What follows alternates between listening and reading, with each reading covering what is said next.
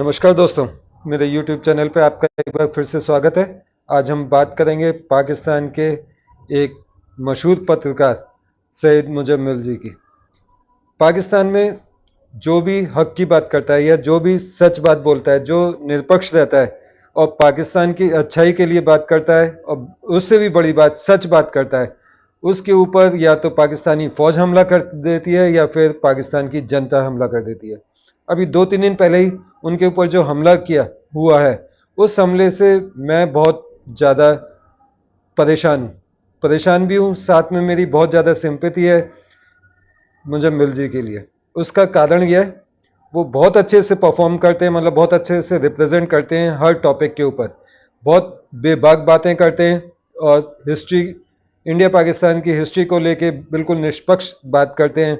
और पाकिस्तान के कुछ गिने चुने पत्रकार जो जेन्युइन बातें करते हैं, उनमें से एक हैं। बहुत यंग है, मेरे से तो बहुत ही ज़्यादा यंग है, और उसके यंग होने के बावजूद इतने इंटेलिजेंट और पाकिस्तान में रहते हुए इतनी निष्पक्ष, सच्ची, कड़वी बातें बोलना, वाकई हेड्स ऑफ है उनको। तो उनके ऊपर जो हमला हुआ, उसके ऊपर हमारे ही भारत के डीडी देट के जो सर हैं, उनका मैं वीडियो अपलोड कर रहा हूँ, क्योंकि मैं भी मुजम्मिल जी के साथ अपनी सिंपैथी, अपने हारमोनी और अपने सपोर्ट पेश करना चाहता था और उनके फेवर में बोलना चाहता था, इसलिए मैं ये वीडियो बना रहा हूँ। तो चलिए देखते हैं डीडी दैट का ये वीडियो। लाजमी आप हम तीनों को ही सपोर्ट कीजिए। मिलते हैं वीडियो के बाद। पाकिस्तान का जर्नलिस्ट अगर सच्ची बात करेगा मारा जाएगा। अरशद शरीफ को आप याद कर लीजिए। पाकिस्तान में जो पत्रकार सरकार और आर्मी का विरोध करेगा वो भी मारा जाएगा। पाकिस्तान में जो सहाफी पॉलिटिकल प्रोपेगेंडा पर निशाना साधेगा मारा जाएगा। जो पत्रकार पाकिस्तान के पैदा होने की पॉलिसी को क्रिटिसाइज करेगा वो मारा जाएगा। जो पाकिस्तान की टेरर पॉलिसी को क्रिटिसाइज करेगा मारा जाएगा। जो पाकिस्तानी सोसाइटी की रेडिकल सोच को क्रिटिसाइज करेगा वो भी मारा जाएगा। नमस्कार दोस्तों, डिफेंस डिटेक्टिव के एक और नए एपिसोड में आप सभी का स्वागत है। मैं हूं आलोक। दोस्तों, पत्रकारों पर जानलेवा हमलों, उनकी हत्या, झूठे मुकदमों में गिरफ्तारी के मामले में पाकिस्तान हिस्ट्री शीटर रहा है। सालों से पाकिस्तान में पत्रकारों को निशाना बनाया जाता रहा है। केवल 2024 में यानी कि इस साल 10 से ज्यादा जर्नलिस्ट की हत्या की जा चुकी है और कईयों पर अटैक हो चुके हैं। इसमें एक और नाम जुड़ गया है और वो नाम है सैयद मुजम्मिल शाह का।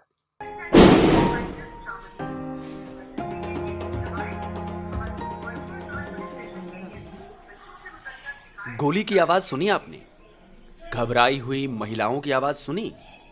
ये उस वक्त का वीडियो है जब पाकिस्तान के जाने माने पत्रकार, यूट्यूबर और क्रिटिक सैयद मुजम्मिल शाह के घर पर दो अनजान लोगों ने हमला कर दिया था।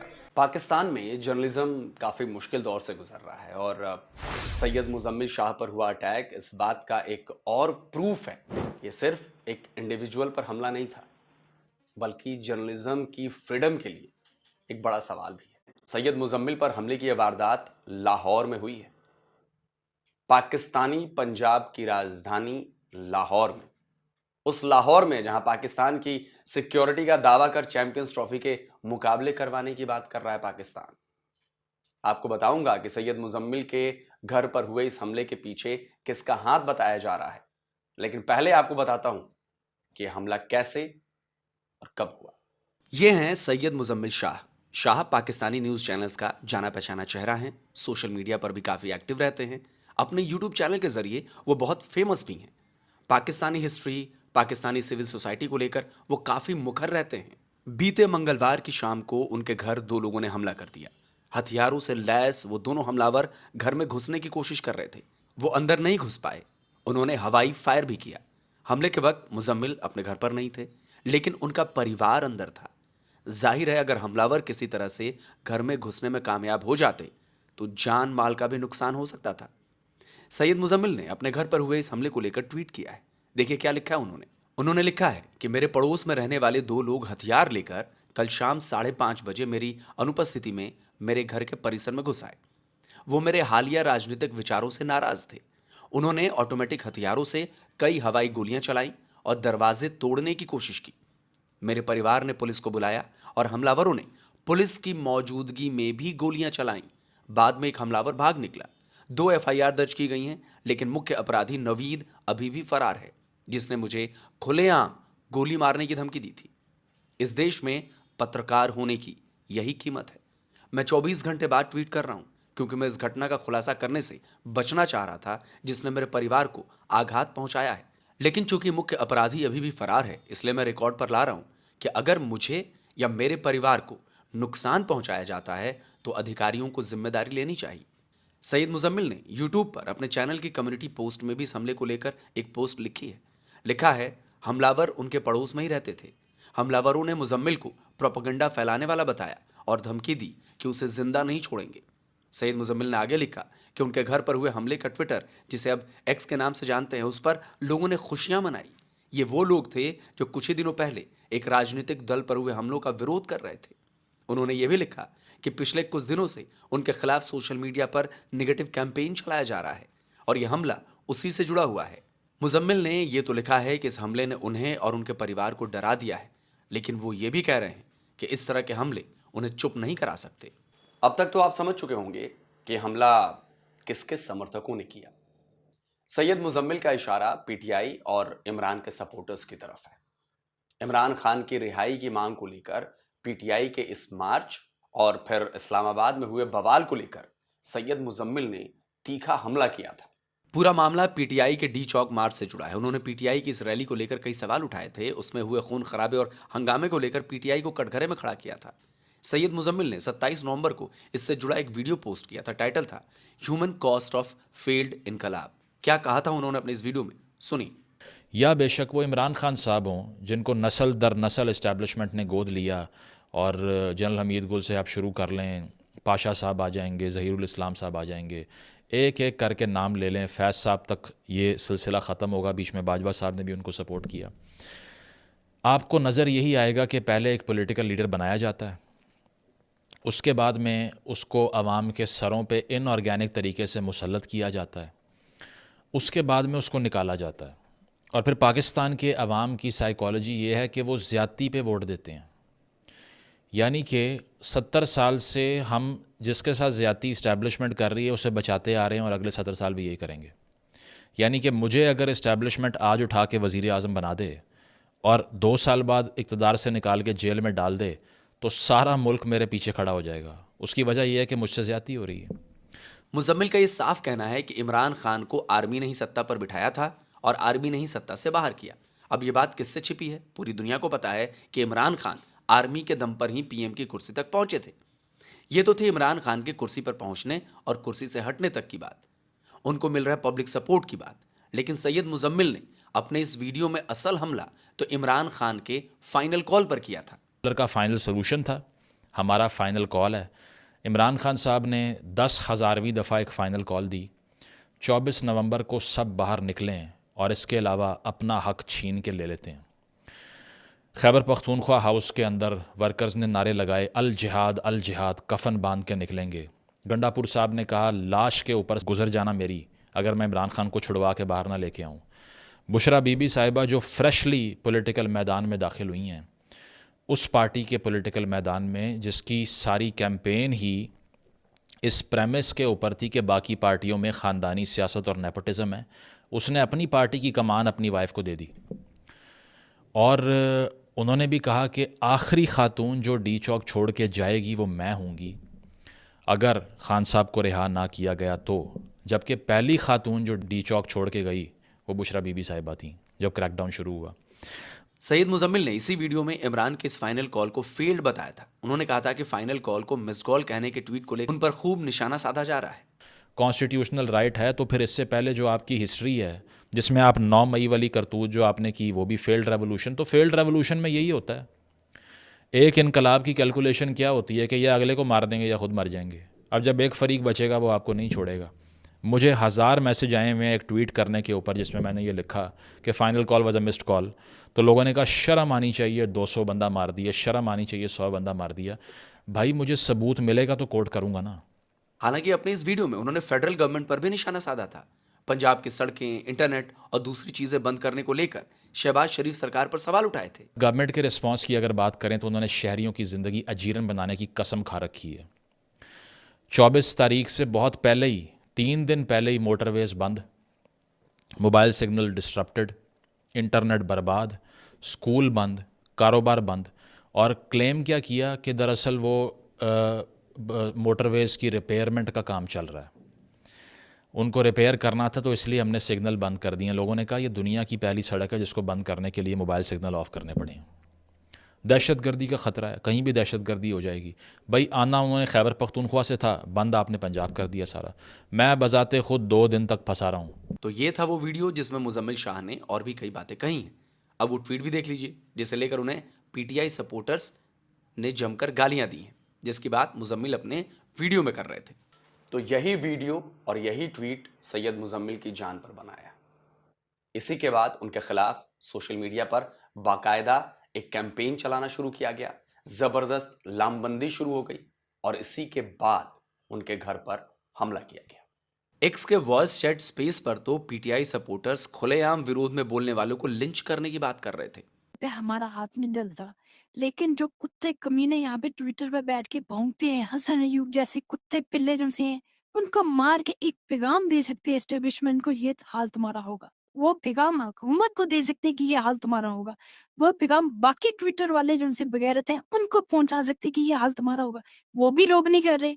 यार ये क्या है? ये कोई मिलिट्री एस्टेब्लिशमेंट के लोग हैं ये जो बड़े रैंक पे बैठे हैं, हम इस पे हाथ नहीं डाल सकते। इजीली इनको मार के इनकी वीडियोस बना के पब्लिक कर सकते हैं कि यार ये हाल तुम्हारा करने लगे हम। यहां तक कि एक्स, जिसे हम पहले ट्विटर के नाम से जानते हैं, उस पर जब मुजम्मिल ने अपने घर पर हुए हमले के बारे में ट्वीट किया तो उन्हें खूब गालियां दी गई।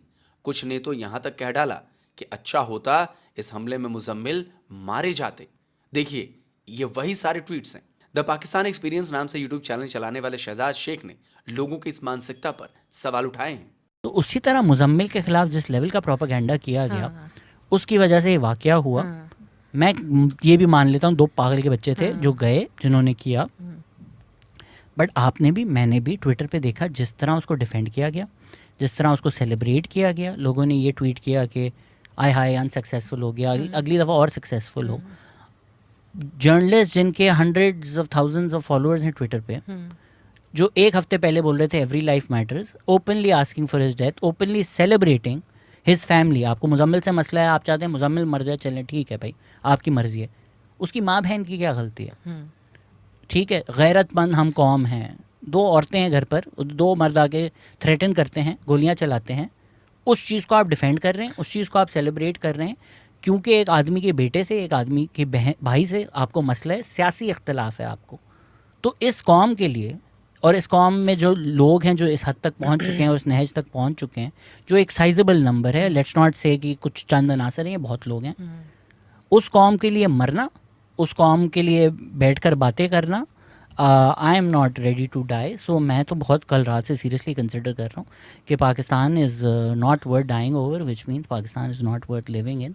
तो जी मेरी तो बस हो गई है। ये बात बिल्कुल सही है। और एक और बात भी है, अब इसी को अगर पहले तो मुजम्मिल के लिए, मुजम्मिल बहुत मुनासिब अंदाज में बात करते हैं, बड़ा स्ट्रॉन्ग उनका ओपिनियन होता है। मैंने उनके अल्फाज के चुनाव में आज तक ऐसी कोई बात नहीं देखी, कोई ऐसा अल्फाज जो वर्ड्स होते हैं उनके डिसरिस्पेक्टफुल नहीं होते पीटीआई के लिए, किसी भी पॉलिटिकल पार्टी के लिए।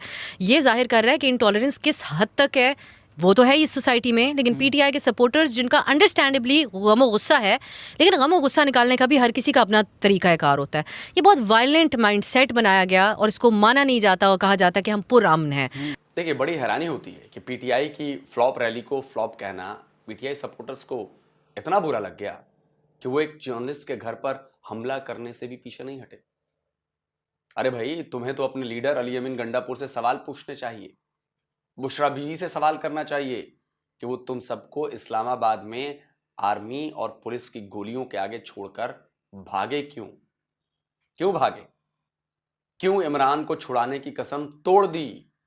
वैसे मुजम्मिल शाह पाकिस्तानी आर्मी और सरकार के भी आंखों में खटकते रहे। मुजम्मिल शाह बलूचिस्तान क्राइसिस को लेकर भी कई वीडियोस बना चुके हैं। अपने सबूतों के साथ वो पाकिस्तान की सरकार और पाकिस्तानी आर्मी की बलूचिस्तान पॉलिसी पर लगातार सवाल उठाते रहते हैं। बालाश बलोच की गुज़श्ता साल नवंबर में जब लाश मिलती है तो उसके बाद जिस तहरीक का आगाज़ बलोच यकजहती कमेटी के अंडर होता है, एक मार्च की शक्ल वो इख्तियार करती है, इस्लामाबाद में एंटर होती है, धरना दिया जाता है, उसके साथ एक कैंप लगवाया जाता है उनकी आवाज़ को दबाने के लिए। ये धरना, ये मार्च अब से कुछ रोज़ पहले इसी हफ्ते इख्तिताम को पहुँचता है और एक डिमांड भी उनकी मंजूर नहीं की जाती। बहुत से लोग ये आर्ग्यूमेंट करते हैं कि इंसर्जेंसी से कोई फ़ायदा तो वाकई नहीं होता, जो कि मैं भी मानता हूँ कि शायद नहीं होता, लेकिन अगर पीसफुल रेजिस्टेंस की जाए तो बहुत सी बातें मनवाई जा सकती हैं। यहाँ पर हमने ये देखा कि तमाम तर लोग जो उस कैंप में मौजूद थे वो मिसिंग पर्सनस की वापसी का मुतालबा करते रहे, लेकिन किसी भी एक मुतालबे को नहीं माना गया और इस तरह मायूसी से वो लोग लौटे हैं कि अगर मज़ाहमत भी करनी पड़े पीसफुली तो उससे भी अब आइंदा किसी को कोई उम्मीद नहीं होगी। तो इससे बहुत से लोगों के जहन में ये सवाल पैदा होता है कि हम भी इसी पाकिस्तान में रहते हैं, हमारे बच्चे भी इसी पाकिस्तान में बड़े हुए, फिर हमारे घर में, हमारे रिश्तेदारों में कोई जबरी गुमशुदगी आज तक क्यों नहीं हुई? क्या वजह है कि चंद लोगों को उठाकर लोग ले जाते हैं और उसके बाद में उनकी लाश तक नहीं मिलती? बहुत अरसे तक लोग इस कशमकश का शिकार रहते हैं कि इतना मालूम हो जाए कि वो जिंदा भी हैं या नहीं हैं। वो अपने वीडियोज और ट्वीट के जरिए पाकिस्तानी आर्मी के चीफ पर भी निशाना साधते रहे हैं। अब 5 नवंबर के उनके इस ट्वीट को देखिए। इसमें उन्होंने लिखा है कि पाकिस्तान में सबसे बड़ी राजनीतिक घटना न तो चुनाव है, न ही प्रधानमंत्री का शपथ ग्रहण। ये चीफ ऑफ आर्मी स्टाफ का एक्सटेंशन है। इस ट्वीट के जरिए उन्होंने पाकिस्तान में आर्मी चीफ को अधिक पावर दिए जाने पर आपत्ति जताई थी। भारत पाकिस्तान बंटवारे से लेकर दोनों देश के बीच हुए हर विवाद और हर लड़ाई को लेकर भी वो पाकिस्तान के क्रिटिक रहे हैं। कि पहले दिन से एक अननेचुरल स्टेट जिसकी कोई बॉर्डर ही नहीं मिलती आपस में, मैं ये नहीं कह रहा कि ये वजह उसकी अलहदगी की, लेकिन मैं ये कह रहा हूँ कि एक अननेचुरल स्टेट है जिसका एक इकाई बहुत दूर है और दूसरी जानिब है। तो देखा जाए तो जना साहब की अपनी पॉलिसी से इसका आगाज़ होता है, क्योंकि 1948 21 मार्च को जना साहब ढाका में अंग्रेज़ी में ख़िताब करते हुए ये फरमाते हैं कि the state language of Pakistan is going to be Urdu and no other language categorically denies the inclusion of Bengali as a national language। अब बात ये थी कि बंगाल उस टाइम का बड़ा नेशनलिस्टिक था और उनकी एक पूरी तवील तारीख़ थी, अपना कल्चर, अपनी तहजीब थी, अपनी ज़बान थी। तो पाकिस्तान के फाउंडर ने ढाका जाके, क्योंकि उनको उर्दू अच्छी नहीं आती थी, तो उन्होंने अंग्रेज़ी ज़ुबान में कहा कि उर्दू हमारी कौमी ज़ुबान होगी। हद देखिए कि जिस प्रोटेस्ट के ठीक बाद इस्लामाबाद पुलिस ने सीनियर जर्नलिस्ट मतीउल्लाह जान को अरेस्ट कर लिया था और तब सैयद मुजम्मिल ने भी ट्वीट कर इस गिरफ्तारी का विरोध किया था। तो ये तो रही सैयद मुजम्मिल की बात, उनके घर पर हुए हमले और उसकी वजहों पर बात। लेकिन अब मैं आपको बताता हूं कि पाकिस्तान में पत्रकार होना यानी खतरों से खेलना है। पाकिस्तान में सैयद मुजम्मिल न ऐसे पहले पत्रकार हैं जिन पर जानलेवा हमला हुआ है और न ही आखिरी। एक लंबी फहरिस्त है पत्रकारों की जो पाकिस्तान में निशाना बनाए गए हैं, फिर वो चाहे स्टेट स्पॉन्सर हो या फिर किसी दूसरे गुट की तरफ से। जैसा कि मैंने बताया, मुजम्मिल शाह पर हमले से ठीक पहले सीनियर जर्नलिस्ट मतीउल्लाह जान को इस्लामाबाद पुलिस ने न केवल अरेस्ट कर लिया था बल्कि उन पर टेररिज्म के चार्ज भी ठोक दिए थे। साल 2021 में पाकिस्तानी जर्नलिस्ट असद अली तूर को उनके ही घर में घुसकर बेरहमी से मारा गया था। महीनों तक वो बेचारे अस्पताल में पड़े रहे थे। असद भी इस्टेब्लिशमेंट के खिलाफ अपनी बुलंद आवाज के लिए जाने जाते हैं। साल 2014 में पाकिस्तान के senior TV journalist Hamid Mir पर कराची में बंदूकधारियों ने ताबड़तोड़ गोलियां बरसाई थीं। हामिद पूरी तरह घायल हो गए थे, गनीमत रही कि उनकी जान बच गई। लेकिन पाकिस्तान का हर पत्रकार सैयद मुजम्मिल, असद तूर और हामिद मीर जैसा खुशकिस्मत नहीं होता। पाकिस्तान में केवल इस साल 11 पत्रकारों की हत्या की जा चुकी है और पिछले 10 सालों का आंकड़ा देखें तो यह संख्या बहुत भयानक और बहुत डराने वाली है। कमेटी टू प्रोटेक्ट जर्नलिस्ट की इस खबर को देखिए। यह खबर इसी साल 29 मई की है। खबर बता रही है कि केवल मई के महीने में पाकिस्तान में 4 पत्रकारों की हत्या कर दी गई, जबकि और कईयों पर जानलेवा हमले किए गए। 18 जुलाई तक पाकिस्तान में 8 जर्नलिस्ट मारे जा चुके थे। इतनी हत्याओं के बाद पाकिस्तान में नहीं, दुनिया भर में बवाल मचने लगा। साल 2024 को पत्रकारों के लिए डेडलीस्ट ईयर बताया जाने लगा। अब तक केवल इस साल 11 पत्रकारों की हत्या वहां की जा चुकी है। अब साल 2023 की इस रिपोर्ट को देखिए। पिछले साल जनवरी में सरकार ने सीनेट में बताया था कि पिछले 4 साल में 42 जर्नलिस्ट पाकिस्तान में मारे जा चुके हैं। वॉइस पीके की खबर बता रही है कि साल 2012 से 2022 तक यानी कि 10 साल में पाकिस्तान में 53 जर्नलिस्ट की हत्या की गई। ये वो नंबर हैं जो सरकारी दस्तावेजों में दर्ज हैं। इसीलिए मैं कह रहा था कि मुजम्मिल खुशकिस्मत रहे कि वो और उनका परिवार इस हमले में बच गए। अब जरा सोचिए कि जिस पाकिस्तान में लाहौर में रहने वाला एक नामी जर्नलिस्ट भी सुरक्षित नहीं है, वो पाकिस्तान अपने आप को सेफ एंड सिक्योर कंट्री बताते नहीं थकता। पाकिस्तानी भी यही कहते हैं। सोचिए कि दो ऐसे लोग जो एक खास पॉलिटिकल पार्टी को सपोर्ट करते हैं, वो अपने नेता के खिलाफ स्टेटमेंट देने पर एक पत्रकार के घर पर गोलीबारी कर सकते हैं। तो पाकिस्तान का तो बच्चा बच्चा भारत को दुश्मन मानता है भाई। कोई पाकिस्तानी सिरफिरा कब कैसे भारतीय टीम पर हमला कर दे, इसकी गारंटी कौन लेगा? तो ये बहुत अच्छा हुआ कि बीसीसीआई ने टीम इंडिया को पाकिस्तान भेजने से इनकार कर दिया और अब मैच दुबई में होंगे। रही बात पाकिस्तानी पत्रकारों की, तो बहुत से पत्रकार इन्हीं हमलों की वजह से देश छोड़कर भाग चुके हैं। क्योंकि पाकिस्तान में रहना है तो अपना मुंह बंद करके ही रहना होगा, वरना कब कौन कहां से इन पत्रकारों को अपनी गोली का निशाना बना दे, कोई नहीं जानता। मेरी पूरी हमदर्दी बतौर पत्रकार, चूंकि मैं भी पत्रकार हूं, बतौर पत्रकार सैयद मुजम्मिल शाह के साथ है। हो सकता है उनके कई पॉइंट्स पर, उनके कई व्यूज पर मैं उनसे अग्री नहीं करता हूं, लेकिन अग्रीमेंट में भी डिसएग्रीमेंट हो और उस पर भी अग्रीमेंट हो, यही पत्रकारों का काम है। तो मैं सैयद मुजम्मिल को इस पूरे प्रकरण में उनको सपोर्ट करता हूं और उनके साथ अपनी हमदर्दी जताता हूं। तो दोस्तों, आज का ये वीडियो आपको कैसा लगा कमेंट जरूर करिए। इस वीडियो को ज़्यादा से ज़्यादा लाइक करिए, शेयर कीजिए। शेयर करना इसलिए ज़रूरी है कि आईसीसी और बाकी जगहों तक ये वीडियो पहुंचे, ताकि पता चले कि पाकिस्तान में न पत्रकार सेफ है, न लोग सेफ हैं, न फॉर्मर प्राइम मिनिस्टर सेफ हैं, न कोई भी सेफ नहीं है, न आर्मी के लोग सेफ हैं। और वहां पर कहा जाता है कि ये बड़ी सेफ है जी, टीम इंडिया चलिए। तो देखा दोस्तों आपने कि किस तरीके से मुजम्मिल जी के ऊपर हमले किए गए, किस तरीके से उन्हें परेशान किया जा रहा है, किस तरीके से टॉर्चर किया जा रहा है। पाकिस्तान में बहुत सारे यूट्यूबर्स हैं, 99% जो यूट्यूबर्स हैं उनका काम है इंडिया के टॉपिक के ऊपर, इंडिया के किसी भी मुद्दे के ऊपर एक वीडियो बना देना। लेकिन उस वीडियो में उनका जो थंबनेल होता है वो कुछ अलग गाने गा रहा होता है। मैं आपको लगाता जाता हूँ अपने इस वीडियो में उनके थंबनेल, जो उनके थंबनेल है उस वीडियो के अंदर उस थंबनेल का कुछ भी नहीं है। रोज इंडिया के जैसे कि इंडिया ने बांग्लादेश की सप्लाई रोक दी, ये होगा थंबनेल। पाकिस्तान में रहते हैं लेकिन पाकिस्तान की बातें वो कभी करते नहीं है, कोई जेन्युइन बातें करते नहीं है, केवल इंडिया इंडिया इंडिया और इंडिया के दर्शकों को लेके उन्होंने अपने चैनल बहुत बड़े बड़े खड़े कर लिए। रोज ऑलमोस्ट सेम थंबनेल होता है, सेम सब कुछ होता है, सेम मैटर होता है, सेम कंटेंट होता है, लेकिन पता नहीं क्यों इंडियंस लोग उनके वीडियोस देखते हैं।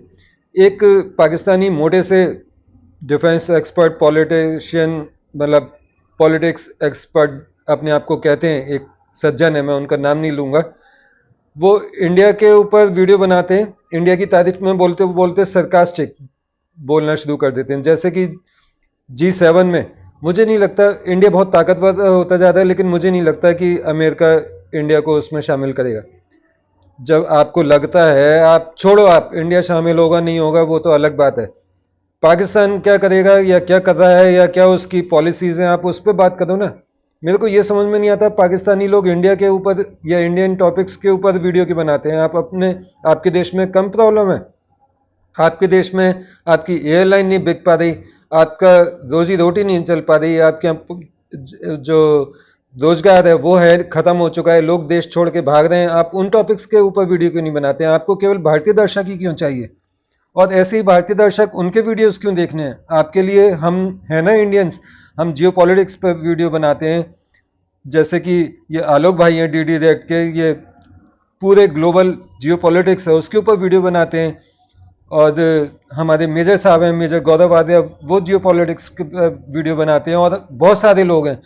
हम इंडियंस को सपोर्ट कीजिए, पाकिस्तानियों को सपोर्ट करके क्या करना है? आप एक तरीके से इनडायरेक्टली उनके वीडियो देख के उनको सपोर्ट भी कर रहे हैं और इनको फाइनेंशियल हेल्प भी कर रहे हैं। तो मेरी आपसे रिक्वेस्ट है कि आप उनके थंबनेल पे ना जाएं, उनके मुंह से झूठी तारीफ ना सुने। आप जो मेन जियोपॉलिटिक्स इशू है और उनके जो मेन एनालिटिक्स हैं कि किस तरीके से जियोपॉलिटिक्स चल रही है दुनिया में, या ग्लोबल अफेयर्स, वर्ल्ड रिलेशन, इनके ऊपर क्या चल रहा है, वो आप इंडियन यूट्यूबर्स बहुत अच्छे वीडियोस बना रहे हैं, आप उनको सपोर्ट कीजिए, उनको देखिए, और देखने के बाद लाइक, सपोर्ट और कमेंट ज़रूर कीजिए। हम इंडियंस को भी आपकी ज़रूरत है। इंडियंस को इंडियंस का सपोर्ट करना चाहिए, ना कि पाकिस्तानियों का। इसलिए हाँ, मैं कुछ पाकिस्तानी हैं जैसे कि मुजम्मिल जी, मैं उनके साथ हूँ, मैं उनके सपोर्ट में हूँ, क्योंकि वो बिल्कुल अनबायस्ड वीडियोस बनाते हैं, अनबायस्ड उनके टॉपिक्स होते हैं और उनके जो एनालिटिक्स होते हैं उसमें कि किस तरीके से क्या क्या हुआ, वो बिल्कुल अनबायस्ड होते हैं। वो पीटीआई का भी विरोध करते हैं, वो फौज का भी विरोध करते हैं, और पाकिस्तान में रहते हुए अगर आप पॉलिटिशियन और फौज दोनों का विरोध कर रहे हैं तो आप समझ सकते हैं कि वो अपने पैरों पे कितनी जोर से कुल्हाड़ी मार रहे हैं।